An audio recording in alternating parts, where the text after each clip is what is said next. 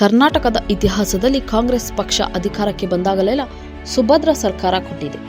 BJP JDS ಪಕ್ಷದವರ ಮಾತುಗಳನ್ನು ಕೇಳಬೇಡಿ, ದಾರಿ ತಪ್ಪಿಸುತ್ತಾರೆ ಎಂದು ಸಿಎಂ ಸಿದ್ದರಾಮಯ್ಯ ಜನರಿಗೆ ಕಿವಿಮಾತು ಹೇಳಿದರು. ಜೆಡಿಎಸ್ ಭದ್ರಕೋಟೆಯಾಗಿರುವ ಹಾಸನದಲ್ಲಿ ನಡೆದ ಜನ ಕಲ್ಯಾಣ ಸಮಾವೇಶ ಉದ್ಘಾಟಿಸಿ ಅವರು ಮಾತನಾಡಿದರು. ರಾಜ್ಯದಲ್ಲಿ ಕಾಂಗ್ರೆಸ್ ಅಧಿಕಾರಕ್ಕೆ ಬಂದಾಗಿನಿಂದಲೂ ವಿರೋಧ ಪಕ್ಷದವರು ಇಲ್ಲ ಸಲ್ಲದ ಕುತಂತ್ರಗಳು ರೂಪಿಸುತ್ತಿದ್ದಾರೆ. ಇದಕ್ಕೆಲ್ಲ ನಾವು ಹೆದರಲ್ಲ ಎಂದರು. ನಂತರ ಉಪಮುಖ್ಯಮಂತ್ರಿ ಡಿಕೆ ಶಿವಕುಮಾರ್ ಮಾತನಾಡುತ್ತಾ, ಈ ಕನಕಪುರ ಬಂಡೆ ಸಿದ್ದರಾಮಯ್ಯ ಜೊತೆ ಈಗಲೂ ಇರ್ತೀನಿ, ನಾಳೆನೂ ಇರ್ತೀನಿ, ಸಾಯೋವರೆಗೂ ಇರ್ತೀನಿ, ತಲೆ ಕೆಡಿಸಿಕೊಳ್ಳಬೇಡಿ ಎಂದು ಗರ್ಜಿಸಿದ್ದಾರೆ. ಈ ಕಾರ್ಯಕ್ರಮದಲ್ಲಿ ಅಭಿಮಾನಿಗಳು ದಂಡು ಕಟ್ಟಿಕೊಂಡು ಭಾಗವಹಿಸಿದ್ದರು.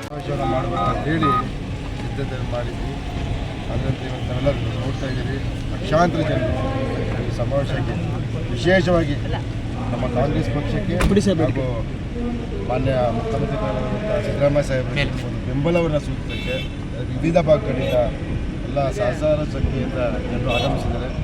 ಈ ಸಮಾವೇಶದ ಉದ್ದೇಶ ನಾವು ಯಾರ ವಿರುದ್ಧವೂ ಅಲ್ಲ, ಜನಗಳಿಗೆ ಸತ್ಯಗಳನ್ನ ತಿಳಿಸೋಕ್ಕೆ.